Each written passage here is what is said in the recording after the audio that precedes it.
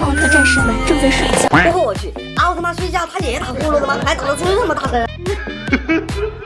遇到了饿了好几天的变异蚊子。大哥，我饿了。你这到底是苍蝇还是蚊子呀？看你们的翅膀又有点像苍蝇，看你们的嘴巴又有点像蚊子。如果你是苍蝇的话，你可以去找一堆奥利给呀；如果你是蚊子的话，那么下面那个泽塔，他的血是最香的呀。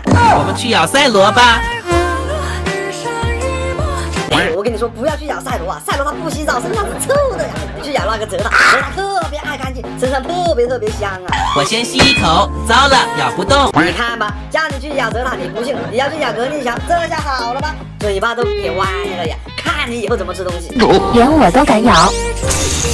我去，格力乔这么暴躁吗？你打个蚊子，你用手拍不就好了吧？你用得着用激光吗？这个蚊子它也太可怜了吧，直接变成灰了呀！你们一个都跑不掉。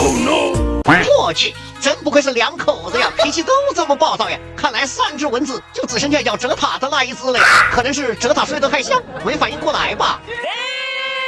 小朋友们，你们有被蚊子咬过吗？